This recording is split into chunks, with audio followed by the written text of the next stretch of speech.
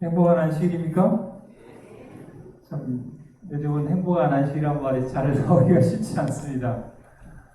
오늘 또 여러분들이 교회에 나오려고 했는데, 또 아프신 분들, 또 이제 확진자와 혹은 어떤 접촉의 어떤 그런 상황들로 인해서 동선이 좀 겹치게 되어서 혹이나 또 교회에 누가 될까, 또 가정에서 또 예배 드리는 분들도 있고 그렇습니다. 지난주에 제가 그 굴에 있었던 호우 속에 소가 이렇게 쭉 떠내려가다가 섬에서 발견되고 또 이런 이야기를 참 들려드렸는데요. 말은 어떻게 한다고 그랬어요? 그 물결을 거슬러서 자기 힘으로 올라가다가 지쳐서 죽고, 소는 그 물의 흐름에 순응하여 가다가 물가에 다다라서 살았다. 참 금방 개인 기도를 하면서 그 말씀이 떠올랐습니다. 빌 게이츠 말이 맞을지는 모르겠습니다만 빌 게이츠는 내년 말까지 코로나가 있을 것이다. 그리고 우리가 정말 빨리 끝나기를 바라지만 만약에 이것이 그쳐지지 않는다면 우리는 소처럼 어때요? 그거에 순응하면서 그 흐름 속에서 어떻게 해야 될 것인가? 길을 찾아가야 된다고 저는 그렇게 생각이 듭니다. 언제까지 우리가 가만히 있으면서 이제나 저제나 소멸되고 끝나기만을 기다릴 수는 없는 것 같아요. 그래서 이럴 때일수록 우리가 말씀을 살펴보고 선지자를 통해서 준 예언의 선물들을 살펴보면 틀림없이 답이 있습니다. 이번에 우리 10월 말에 있는 우리 이정환 목사님도 정말 불안한 세상이 던지는 질문에 대해서 확실한 성경은 답이 있다. 참 너무 주제가 좋은 것 같습니다. 기대도 되고. 세상은 불안하고 불확실하고 갈팡질팡하지만 성경은 확실하고 우리에게 답을 준다는 것이죠. 오늘 설교의 제목은 이 구르는 돌이라는 제목으로 말씀의 은혜를 나누기를 원합니다. 고인물은 뭐 한다고 그럽니까? 썩는다. 구르는 돌은 어떤다고 그래요? 이끼가 끼지 않는다. 근데 돌이 굴러가는 거 보거나 들으셨어요? 돌이 굴러갑니까? 돌이 굴러가요? 그렇습니다, 장로님. 그래서 계곡 같은데 막 호우로 엄청난 그 물결이 흘러갈 때 막 돌끼리 막 부딪힌 순간 우르쾅쾅 하면서 막 큰 돌들도 그러면서 이렇게 아래쪽으로 쭉 구르고 부딪히고 하면서 잔잔한 물결 가운데 내려가면 돌들이 어떻습니까? 이렇게 맨들맨들해지는 것이죠. 그래서 이런 돌을 무슨 돌이라고 그래요? 죄악돌이라고 합니다. 죄악돌. 저도 이제 바닷가나 냇가에 가서 죄악돌 맨들맨들한 돌을 만져보면 어때요? 참 부드럽고 좋습니다. 산에 있는 거친 돌, 날카로운 돌보다 어때요? 굉장히 그래서 예쁜 것은 아주 부드러운 것은 한두 개 이렇게 또 가져옵니다. 여러분, 우리는 구르는 돌입니까? 멈춰있는 돌입니까? 모난 돌입니까? 아니면 죄악돌입니까?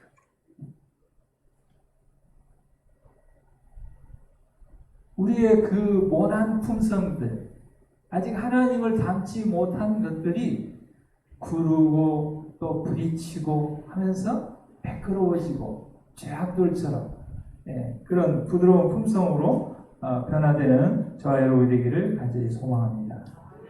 우리 오늘 본문의 말씀 요한복음 4장 한번 성경을 다 찾아서 보도록 하겠습니다. 우리 가정에 계신 분들도 성경을 찾아서 같이 한번 보도록 하겠습니다. 오늘 본문의 말씀은 요한복음 4장 43절부터 54절까지 있는 말씀인데 다 읽지 않고 주요한 말씀들만 좀 살펴보도록 하겠습니다. 43절에 이틀이 지남에 예수께서 거기를 떠나 갈릴리로 가셨다 그랬습니다. 앞에 있는 장면은 예수님께서 사마리아 우물가의 여인을 만난 장면이 나옵니다. 그래서 우리가 이제 뭐 이스라엘 지형에 대해서 익숙하지 못합니다만은 이스라엘 바로 옆에 있는 바다를 뭐라고 그래요? 지중해라고 합니다. 그리고 지형에서 가장 중요한 게 이 맨 위쪽 북쪽에 갈릴리 호수가 있습니다. 그래서 이 갈릴리 호수에서 물이 이렇게 쭉 흘러나오는데 이것을 요단강이라고 합니다. 요단강. 그래서 요단강 물이 흘러내려와서 이제 물이 들어오기만 하고 흘러나가지 않기 때문에 사해바다, 염분이 굉장히 높은. 그래서 이 위쪽을 뭐라고 그래요? 이 갈릴리 지방이라고 합니다. 그 다음에 이 아래쪽을 유대 지방, 그 다음에 이 중간을 사마리아 이렇게 얘기합니다. 자, 그런데 오늘 본문에 나온 지역 몇 군데만 좀 살펴보면요. 먼저 이 사해바다 옆쪽에 예루살렘이 있습니다. 예수님께서 이 본문에 있는 요한복음 4장의 왕의 신하의 아들을 낳게 하기 이전에 예루살렘 성에서 성전을 정결케 하는 놀라운 표적과 기사를 행하셨습니다. 그리고 예수님께서 이 사마리아의 수가의 우물가에서 사마리아 우물가의 여인을 만나셨습니다. 그리고 여기 금방 읽었던 본문 요한복음 4장 33절에 보면 사마리아 우물가의 여인과 사마리아 사람들을 만나고 이틀이 지나며 예수님께서 사마리아에서 어디로 가셨어요? 갈릴리 가나로 가셨습니다. 갈릴리로 가시고 46절에 보면 가나에, 그래서 그곳에서 물을 포도주로 만들었던 이 갈릴리의 가나로 가셨습니다.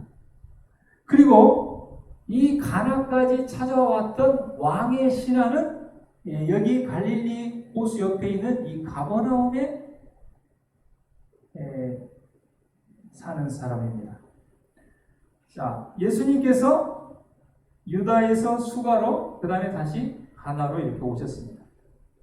그 다음에 가버나움에서 이 왕의 신하는 아들의 병을 고치기 위해서 예수님을 만나러 가나로 오셨습니다. 자, 그런데 가나하고 가버나움은 거리가 약 25km 정도 됩니다. 자, 요한복음 4장 46절에 이 가나에서 예수님께 오셨는데 왕의 신하가 있어. 여러분, 왕의 신하면 어떻습니까? 다른 번역본에는 고관이다. 오늘날 우리 용어로 하면 고위공직자입니다. 고위공직자. 굉장히 높은 지위에 장관이나 될 정도로 아주 높은 지위의 사람입니다. 그런데 왕의 신하가 있는데 그 아들이 가버나움에 있는데 병이 들었어요. 그러면 여러분, 왕의 신하고 고위공직자면 아들이 아프면 어디 가겠습니까? 서울대병원이나 아산병원이나 큰 병원 가지 않았겠습니까? 그런데 그곳에서도 아들을 고칠 수 없어요. 불치 때문에. 아들은 점점 죽어갑니다. 의사들은 더 이상 치료할 수 없다고 이제 포기를 했어요. 아버지 입장으로 얼마나 마음이 아픕니까? 그의 지위도, 그의 재물도, 그의 어떤 인맥도 그 아들을 살릴 수가 없어요. 근데 마침 정말 예루살렘을 정결케 하는 그런 놀라운 표적과 기사를 행하셨던 예수님이 가버나움에서 가까운 가나로 오셨다는 소식을 들은 것입니다. 만약에 이 왕의 신하와 고관이 아들이 아프지 않았다면 가나 갔겠습니까? 안 갔겠습니까? 하지 않았습니다. 예수님이 가나에 오셨다는 그 소식은 복음입니다. 굿뉴스예요. 아무런 소망이 없는 이 사람에게 소망이 생긴 거예요. 마지막 정말 지푸라기라도 잡을 수 있는 그런 작은 믿음과 소망이 생긴 것입니다. 여러분, 우리가 이제 10월 26일부터 31일까지 이 온라인 부흥회를 지금 계획하고 있습니다. 그건 뉴스입니다. 그러면 여러분 마음 가운데 참 잘됐다. 이번에 누구에게 이 복음을 소개해야겠다. 그런 마음이 있습니까? 없습니까? 그런 마음이 있다면 우리는 왕의 신하와 같은 그런 입장과 처지일 것입니다. 여러분, 이 요한복음 이 4장에 나와 있는 이 후반부에 나와 있는 이야기에 몇 등장 인물들이 있는데 아까 얘기한 왕의 신하가 있고 그 다음에 아들이 있습니다. 여러분, 나는 지금 왕의 신하의 입장인가 아니면 아들의 입장인가? 만약에 우리는 육체적인 질병이든지 아니면 영적으로 우리가 죄로 인하여 병들어 있든지 우리는 누구에게 나아가야 소망과 희망이 있어요? 예수님께 나아가요. 나는 하나님과 관계가 뚜렷하고 하나님을 믿는 믿음가에 굳게 살고 있다 할지라도 우리 주위에 하나님을 알지 못하고 영생과 구원의 소망을 알지 못하는 왕의 신하의 아들과 같은 그런 가까운 우리의 자녀들, 우리의 이웃들, 우리의 형제들 있다면 우리는 왕의 신하가 25km 떨어진 가나를 향하여 예수님을 만나러 간 것처럼 우리는 그들의 이름을 지금부터 부르고 기도하다가 그들을 누구에게로요? 예수님께로 인도하는, 소개하는 저와 여러분이 되기를 간절히 바랍니다. 오늘 말씀을 들으면서 나는 왕의 신하의 아들인가? 아니면 나는 왕의 신하인가? 한번 생각해보고 내가 왕의 신하의 아들이라면 먼저 내가 예수님 앞에 나아가서 예수님을 만나고 치유함을 받고 또 왕의 신하의 입장에서 우리의 주위에 있는 죄로 인하여 육체적으로 고통 중에 있는 마음이 상한 영혼들을 유일한 소망이신 유일한 치유의 능력인 말씀으로 인도하는 저와 여러분이 되기를 간절히 소망합니다. 47절에 그가 예수께서 유대로부터 이제 사마리아 가나 수가를 거쳐서 가나로 오심을 듣고 들었습니다. 우리가 복음의 귀한 집회가 있다는 것을 들었습니다.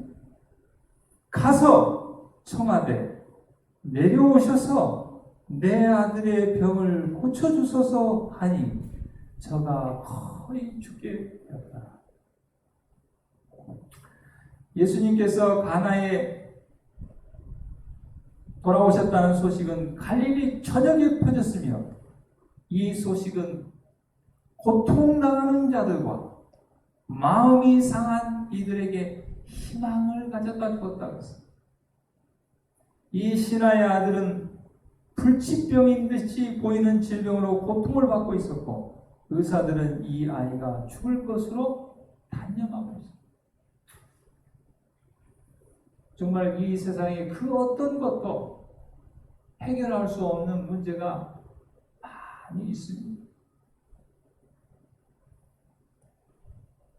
요한복음 4장 38절에 예수님께서 이 왕의 신하에게 이렇게 대답을 했습니다.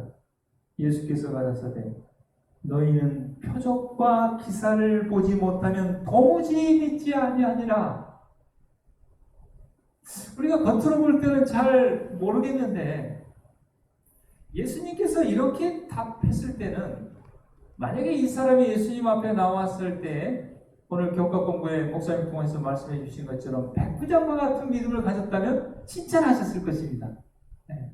이스라엘에도 이와 같은 믿음을 보지 못했다 그랬을 텐데 이 사람은 물론 예수님을 찾아온 아주 작은 믿음이 있었지만 그의 믿음은 조건적인 믿음이었다. 조건적인 믿음. 그러나 예수께서는 그 아버지의 마음속에 당신에 대한 조건적인 믿음이 있음을 하셨다.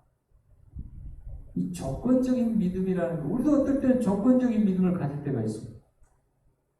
근데 이 조건적인 믿음은 굉장히 위험한 것입니다. 그는 자기의 관원이 허락되지 않으면, 가서 이제 예수님 가버나움에서 가나까지 25km 이렇게 걸어가면서 무슨 생각했어요?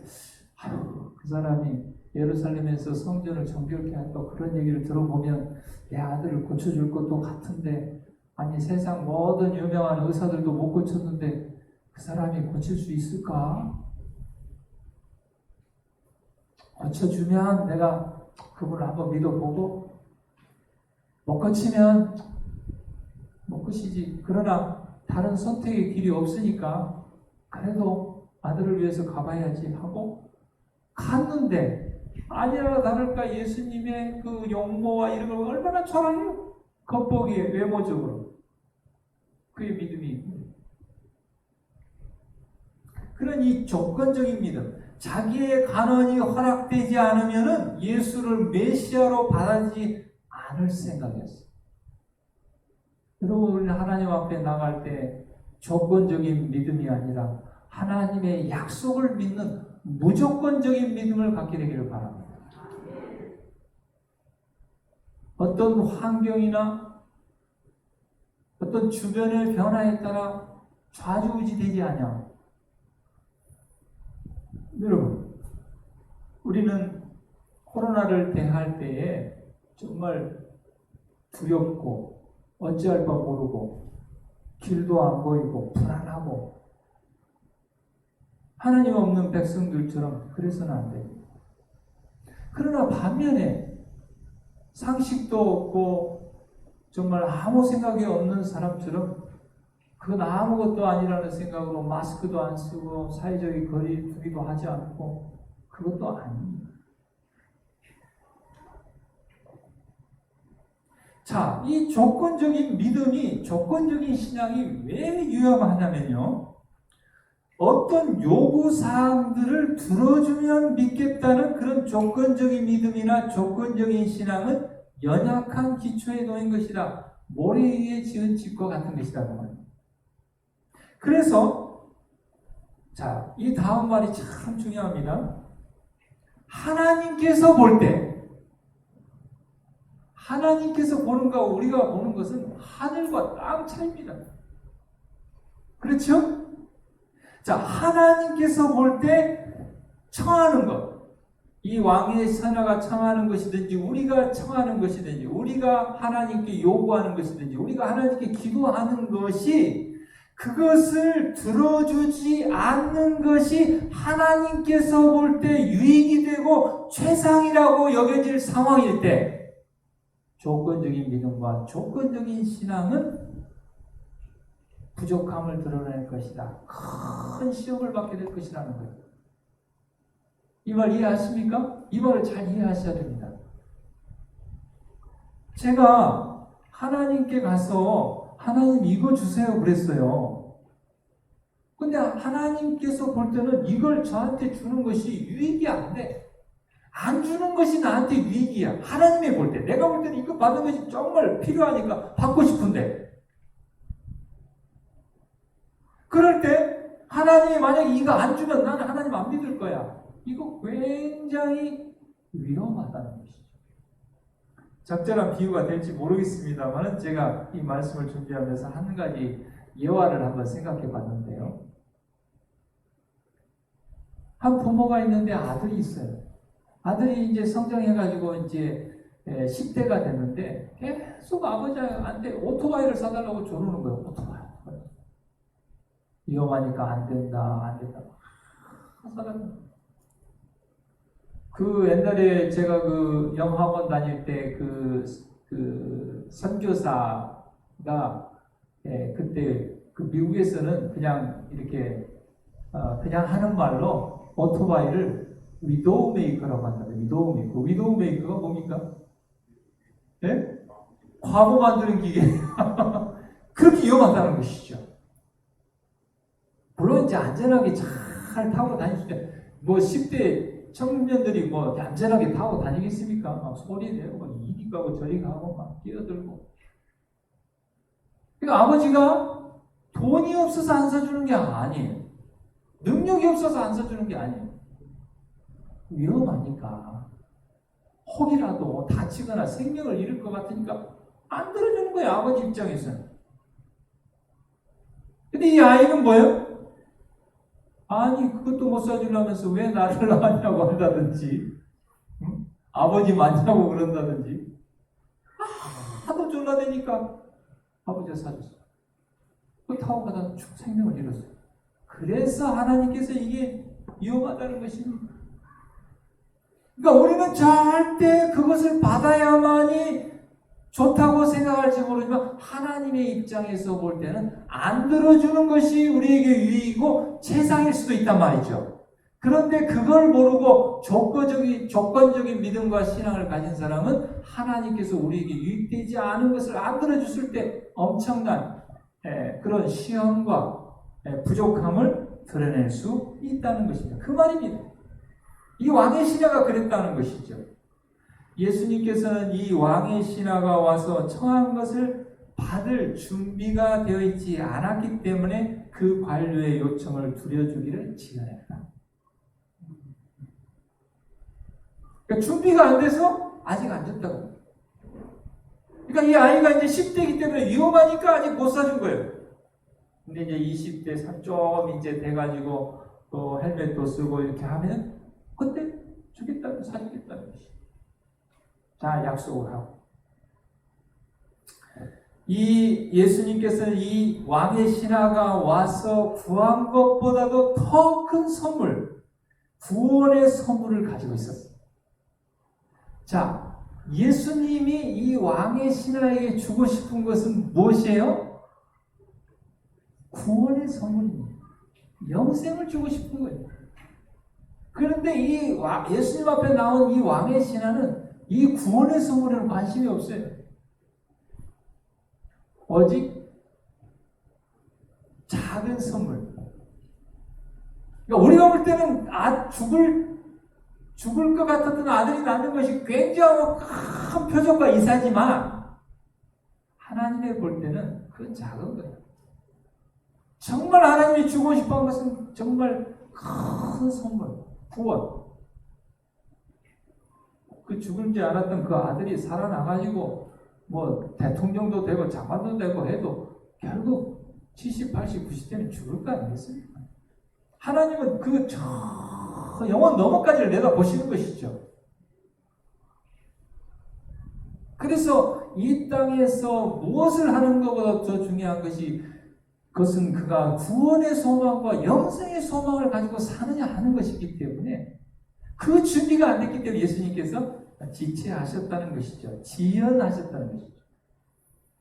여러분, 하나님께서 우리의 기도와 우리의 간구에 지체하시고 지연하실 때는 하나님의 입장에서 볼 때 합당한 이유와 뜻이 있어요. 그러니까 우리가 뭐 해야 됩니까? 인내하고 기다리고 그것을 받을 준비가 되면 하나님은 주신다는 것입니다. 그래서 그러면 우리가 어떤 준비들을 해야 되는가? 그 응답의 지체를 통해서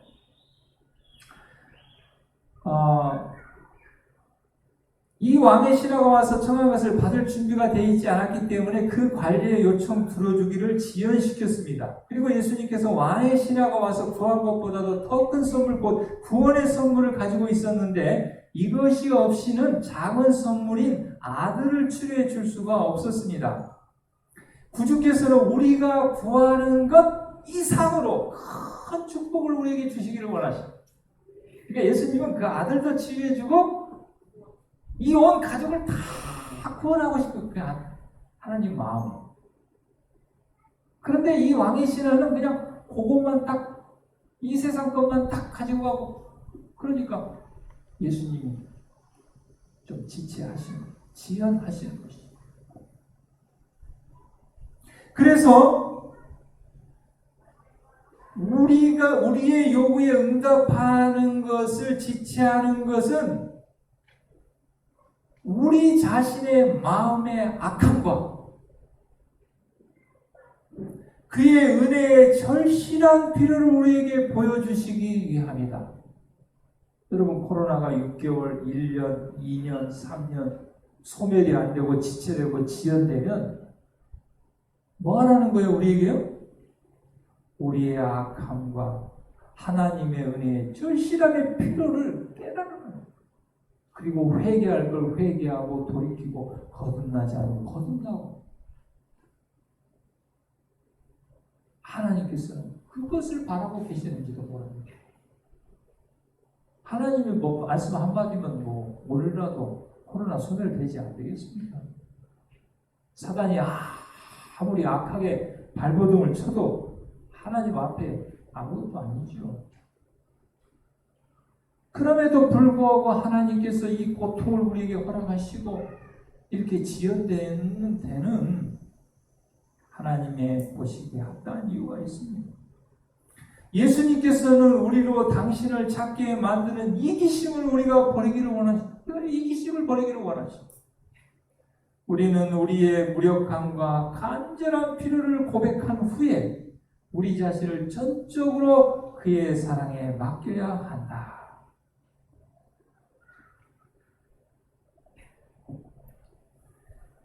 이 왕의 신하는 예수님의 말씀의 뜻이 무엇인지 알아차렸습니다. 그래서 요한복음 4장 49절에 신하가 가라되 주여 내 아이가 죽기 전에 내려오소서. 그는 간절하게 그의 이기적인 마음을 회개하고 그의 조건적인 믿음과 신앙을 내려놓고 하나님께 하나님께서 예수님께서 고쳐주시지 아니하시면 우리 아이는 나을 수 없습니다 하고 고백합니다. 그는 야곱처럼 승리하였다. 구주께서는 자기에게 매달려서 심히 필요한 것을 간청하는 영혼을 물리칠 수 없으시다.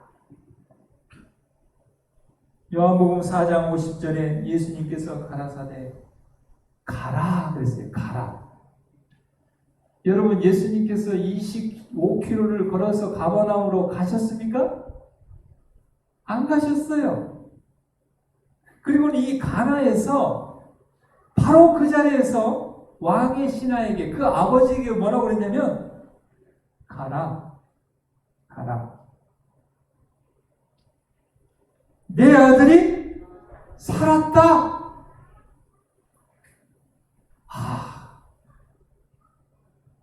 여러분, 요즘 이제 의사들이 전공의들이 파업하면서 하고 있는데 그 파업하는 그 네 가지 큰 이유가 있습니다. 이슈가 의대 정원 확대, 공공의대 설립, 그 다음에 한의학 첩약 그거 보험 반대. 그 다음에 네 번째가 뭐냐면은 네 번째가 뭡니까? 진짜 집사님 네 번째가 뭐예요? 진짜 대부 안 하는 모양이네. 네 번째가 뭐냐면 원격 진료 반대예요. 참 보니까 예수님께서는 원격 진료 하셨더라고요. 25km 떨어져 있는데. 근데 이제 의사분들이 반대하는 이유들이 있어요. 뭐 정확하게 와서 보고 이렇게 하고 해야 되는데 뭐 전화는 어떻게 이렇게 멀리 이렇게 위험하다는 것이죠. 그러니까 여러 가지 문제가 발생할 수도 있고. 제가 지난주인가 지지난주에 이제 저희 어머니께서 전주 예수병원에서 이 심장 혈관 스텐스 끼는 그 수술을 아주 오래전에 하셨기 때문에 2, 3개월이면 한 번씩 약을 타러 가시거든요. 근데 이제 제 동생이 가는데 동생이 출장을 간다고 제가 이제 모시고 갔는데 제가 여기서 시골까지 가는데 1시간입니다. 거기서 또 전주까지 가는데 1시간입니다. 거기서 또 의사 만나고 이렇게 하고 또 약 타고 1시간입니다. 다시 또 시골 오는데 1시간이요. 오면 1시간. 그런데요, 가서 이제 가면 뭐 이제 신경과학이 때문에 막 사람들이 막 야짝 기다리고 있습니다. 그래가지고 기다려가지고 이렇게 수속 받고 해서 딱 들어가서 의사 선생님 만나면 의사 선생님 얼굴도 뭐 안 봅니다. 오늘 막 저걸 이렇게 하고 하면서 어디가 제일 안 좋으세요? 그래요. 음식 저거 뭐예요? 입맛이 없어요. 나이 들면 다 그래요. 얼른 나가세요. 1분도 안 걸려. 1분도. 그렇죠?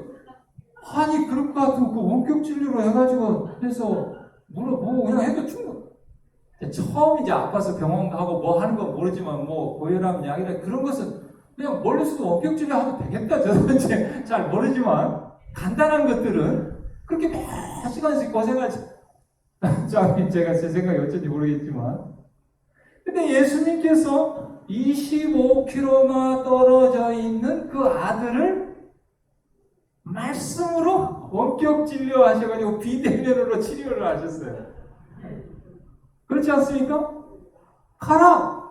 내 아들이 뭐 했다? 나았다, 살아났다. 그 사람이 예수의 하신 말씀을 믿고 갔다. 그러니까 이제 조건적인 믿음에서 뭘로 된 거예요? 무조건적인 믿음.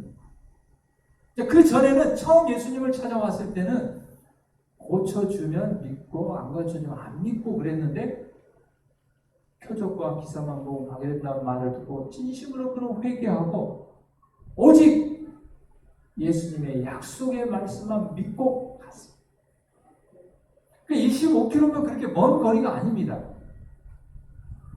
그런데 이 사람은 천천히 갔어요. 왜요? 믿고 너무 기쁘고 감사하니까. 그러니까 즐기면서 돌아간 거예요. 가버나움에서 가나로 올 때는요, 고민하고 뭔가 생각을 하면서 막 많은 걸음으로 왔습니다. 그러나 반대로 가나에서 가버나움을 향해서 갈 때는요, 급할 곳이 없어요. 서두를 것도 없어요. 말씀을 이미 나왔다고 그랬는데, 그러면서 즐기면서 갔습니다. 제가 보통 하는 말이, 새가 웁니까? 노래합니까? 새가 울어요? 노래요? 이 사람이 가버나움에서 가나로 올 때는 새소리를 들으면서 오늘따라 저런 새들이 왜 이렇게 울었었는데 뭔 한이 있다고 저렇게 슬프게 울까? 그런데 가나에서 가버나움을 갈 때는요, 새소리 똑같이 새소리 들으면서 오늘따라 새들이 왜 이렇게 노래를 잘하지? 마음이 상태가 가나로 올 때는 보이지 않는 그런 꽃들, 그 식물들. 그러니까 이제 중간에 이 가나와 가버나움 중간쯤에서 누구를 만나냐면 그 종들을 만납니다. 종들은 어때요? 아들이 나왔잖아요. 주인은 지금 예수님 만나러 갔는데. 그러니까 그 기쁜 소식을 얼른 가서 주인한테 전하려고 종들이 막 와요. 그래서 중간에 만났습니다. 51절에 내려가는 길에서 그 종들이 오다가 만나서 아이가 살았다 하거늘. 그럼 어때요? 그랬어. 이래야 되는데 나 이미 알고 있었어. 이미 알고 있어. 이미 믿고 당연히 그런 줄 알았어요. 그리고는 이제 뭘 물어봐요? 확인해 봅니다. 그래, 그러면 언제, 몇 시부터 나왔냐? 그 낳기 시작한 때를 물은즉 어제. 그리고 어제 제7시가 얼마나 느긋하고 천천히 돌아갔습니까? 제7시의 열기가 떨어졌나이다 하는지라 아비가 예수께서 내 아들 살았다 말씀하신 바로 그때 알고 자기와 그 온 집이 다 믿으니라. 전화위복이 된 겁니다. 전화위복. 아이가 아팠던 것이, 아들이 죽을 병에 걸린 것이, 불치병에 걸려서 죽어가는 것이 예수님을 만날 수 있는 계기와 도구가 돼가지고 온 가족이 구원을 받는 그런 전화위복의 놀라운 역사들이 우리 각 개인과 가정과 우리 교회에 일어나게 되기를 간절히 바라고 소망합니다.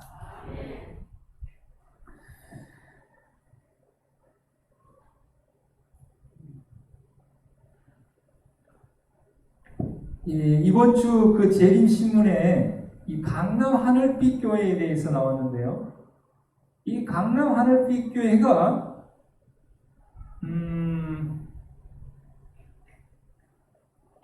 2019년 작년이죠. 네. 작년 2월에 교회를 조직을 했습니다. 그런데 1년밖에 안 됐는데 23명이 지난 7월 25일에 침례를 받았어요. 그런데 이들은 무엇으로 선교했냐면 유튜브 선교, 유튜브. 인터넷 선교를 통해서 재림교회의 기별을 받아들인 23명의 영혼이 침례를 받았습니다. 이 23명 모두 다 타교파에서 개종했으며 유튜브 선교를 통해서 재림교회의 기별을 접하고 그들이 교회에 찾아와서 이렇게 침례를 받았습니다. 이 강남 하늘빛 교회의 선교 유튜브 채널은 하루에 평균 2만 명이 시청을 한다고 합니다. 2만 명. 2만 명이 들어와서 말씀을 듣는다는 거예요. 여러분, 우리나라에 전국적으로 2만 명 모이는 교회 있습니까?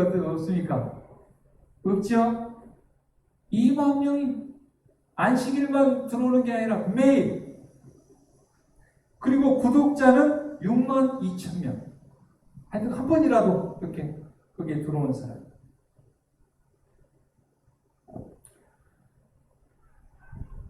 저는 전반기 지난 2월부터 참 고민이 많더라고요.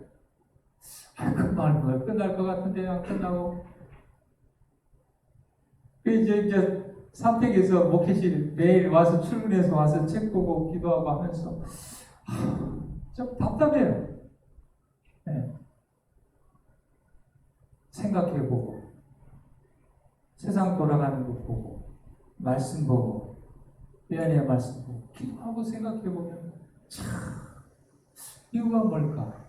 하나님께서 이러한 일들을 통해서 무엇을 깨닫게 하기를 원하실까? 우리가 어떠한 길로 가기를 원하실까? 그래서 참 우리가 전반기 전도에도 못하고 지나가고 후반기 전도에도 그제 우리 홍명관 목사님이 문자가 날아왔습니다. 그때 그 11월까지 10월인데 11월까지 밀어놨거든요. 도저히 올해는 안 될 것 같아요. 내년에 생각해보자고. 전도의 일정과 날짜를 잡을 수가 없는 것입니다. 현재 상황과 형편에서. 그러면 우리가 그런 영향을 받지 않는 우리가 온라인 부흥회를 좀 한번 해보면 어떻겠느냐. 우리가 지난 직원회에서 우리가 제안을 하고 결의를 했습니다. 그래서 우리가 10월 26일부터 31일까지 우리가 온라인 부흥회를 우리가 하기로 했습니다. 강사로는 우리 서중학교의 우리 이정환 목사님 모시고 이렇게 전도회를 하게 됐는데, 목사님이 10월에 전도회가 본교회가 한번 10월에 있고 그 다음에 동중환 앞에에 이 날짜에 있었는데 할지 안 할지 모른다고 그래요. 그래서 얼른 물어봐가지고 안 한다고 그 날짜에 우리가 하면 좋겠다 했더니 거기가 아마 이제 취소 결정을 한 것 같아요. 그래서 우리가 온라인 부흥회를 그 날짜에 하기로 했고요. 그래서 그 주제와 좀 연재를 보내주시라고 했더니 불안한 인생이 묻고 확실한 성경이 답하다 하고 이제 여러 연재들을 이렇게 보내오셨는데 참 오늘날 지금 우리 시대에 필요한 기회라고 생각이 듭니다. 그리고 저는 목회 이제 20년 좀 넘어가게 이렇게 하면서 온라인 새벽 기도는 이번에 처음 해보는 것입니다. 오늘 이제 직원에 제안하고 우리가 40일 새벽 기도는 몇 차례 했습니다. 온라인을 해보기는 이제 처음이에요. 상황이. 그래서 또 현장에 오는 사람, 현장에 못 오는 사람들은 또 집에서 또 온라인 새벽 기도회를 40일 새벽 기도회를 9월 13일부터 25일 이렇게 새벽 5시 반에 하려고 합니다. 그래서 있는 곳에서 우리가 좀 일을 위해서 기도하고 또 성경에서 좀 답을 찾게 되기를 간절히 바랍니다.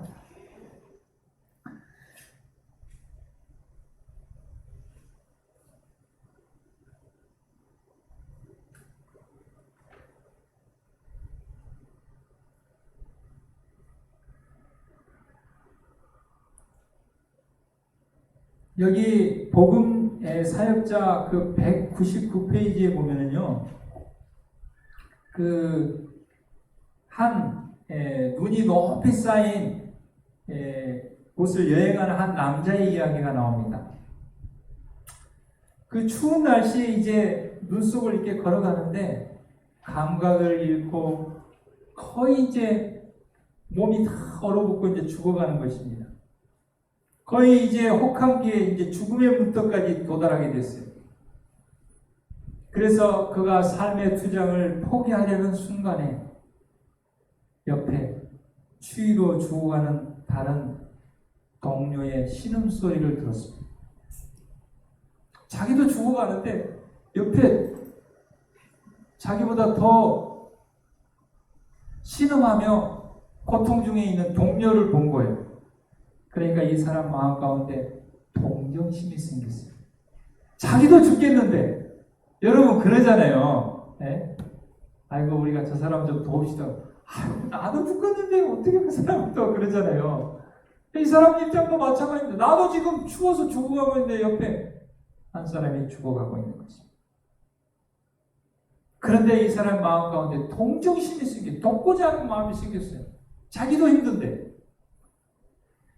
그래서 그 사람을 도와주기로 마음을 먹었습니다.